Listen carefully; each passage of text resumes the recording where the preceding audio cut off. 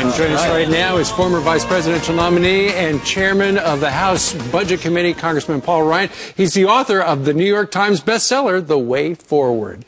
Where was that? That was at the A.E. Dairy in Des Moines. A.E. Dairy. Really? Yeah, so Anderson Erickson, we have a cow just like that in Janesville, Wisconsin. So that was what was pretty impressive. It looks so familiar. What would you be doing in Iowa?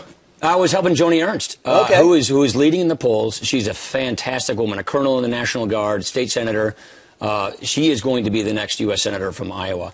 She's running against Democrat Bruce Braley for Tom Harkin's seat. She is part of our plan to get the majority in the United States Senate, and she's doing really well. And according to the polls, she's starting to pull ahead. She's up 6 points right now. All right. Meanwhile, let's talk a little bit about what's going on in the world. ISIS, a lot of people are terrified by the prospect of, the beheadings and everything else. And now in Congress, it seems like a lot of Republicans are on the president's side. Well, we're glad that he's taking the fight to ISIS. We've been critical of his policy all along. He messed up Iraq with not getting a status of forces agreement. We know he had a series of missteps in Syria. That's what helped give rise to the problem we have with ISIS, these policy mistakes. But at least he's now taking the fight to them in both sides of the border. And that's the other part. We were concerned he wasn't going to take it to them in Syria. So we're supporting that. But my big fear now, Brian, as we were talking, is I worry he's going to nickel and dime and micromanage the military, be an armchair general, just like LBJ did in Vietnam. And you never tell your enemy what you will not do. You don't telegraph your punches. And I worry that that's what he's doing from now on. And I saw that story in Politico this morning. But I tell you, if you look, we almost bombed the Free Syrian Army a couple of days ago. We also heard from an Anglican priest last night on Megyn Kelly's show that they are a mile from Baghdad right now. And the Iraqi army still doesn't want to fight. It's Shia militia that are barely holding on. So when you say, I won't put any boots on the ground, what you're basically saying is the things that make our airstrikes much more effective, having special forces team on the ground, coordinating airstrikes, working with foreign fighters, working with the Sunnis and the Peshmerga and the Free Syrian Army. If you say they can't be there to do that, then we're much less effective. We learned in Afghanistan, putting special forces on the ground, coordinating airstrikes, really makes a difference. And I worry that he's pulling punches that we should not give the military the mission and then stand out of their way and let them do their job. So it's the words that I'm hearing that are maybe troubling to you, what we're forecasting to the enemy, but also how we're depicting our fight, are we at war or are we not at war with ISIS? Is radical Islam? Are you content with how the president portrays this war that we are in? I worry a little bit about it. I think his speech at the UN was much, much better. It was more like a George Bush speech. But then he'll say something good on a Tuesday, and then on the Wednesday he'll walk it back. So I worry about that. This is war. We have to see this through. We have to have resolve. And he has to communicate with the country. Sure. The commander-in-chief needs to bring the American people along with the fight and show that we're going to have the resolve to see this through.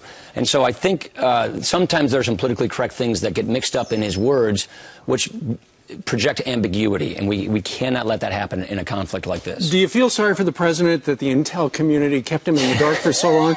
Plus the fact that apparently he missed over half of his presidential daily briefings. Look, I used to get those briefs from the campaign. We get intel briefs in Congress. We've been warned about ISIS by the intelligence community for quite some time. The intel community has been telling us for years, a couple of years. So this is not new. It did not come as a surprise. Maybe the speed of what they did in Iraq. Sure. But ISIS has been a threat gathering for quite some time. What's the advantage of getting it verbally as opposed to reading it on your own? Because President Bush wanted it read, never missed one.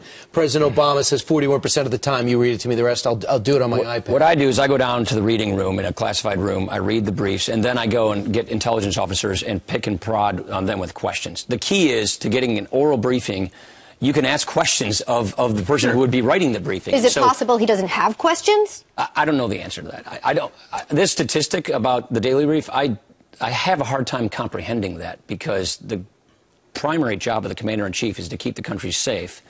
And you need to get from your intelligence community, your defense community, especially when we have troops in harm's way, what's going on. So I'm just dumbfounded at that statistic. I hope it's not true. Well, we all hope that. But remember, you mentioned George W. Bush in this conversation. In one of the presidential daily briefings before 9/11, there was a reference to Osama bin Laden, and he may try to attack the West. That's as specific as it got. And he was excoriated for 10 years. That's right. And then you got the president of the United States, the current one, hearing about ISIS for 18 months. In these briefs, nothing. The intel community has been telling us about ISIS. That's okay. From ISIS to Obamacare. once again, we're coming up on another anniversary of the institution of it on the American system. You're worried that a lot of people don't simply understand what's yet to come. Oh, that's right. There's so many shoes have not yet dropped yet. So this is one of the reasons why I wrote this book, which is we have real problems in this country, and the government's going in the wrong direction. My whole point is we can turn this around. It's not too late to get things right, and that's why I wrote a book to show how we could get things right in this country. With Obamacare, the employer mandate hasn't kicked in yet. The president, in my opinion, unconstitutionally delayed it. Right.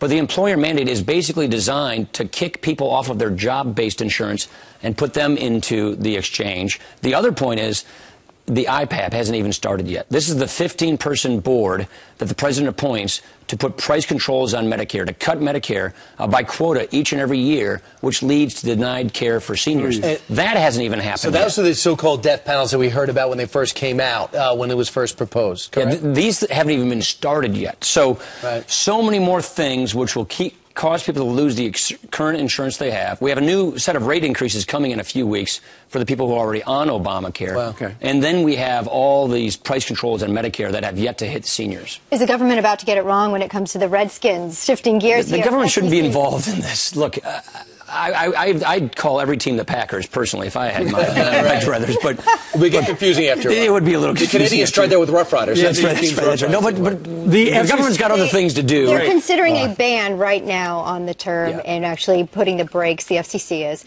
putting the brakes on a station. If this goes forward, it could mean, look, they cannot on This is a private business. Say Redskins. The people in the community and the owners of the business should make this decision. The federal government has other things to do, and it should stick with doing what it should be doing. Once again, his brand new book, it's a New York Times bestseller. It's called The Way Forward. Congressman, thank you very much. Yeah, good to be with you. He's the checkbook for the country, so we want to see how the balance sheet is going. In fact, don't show us. That's right. And there's the book right there. The Way Forward. All right.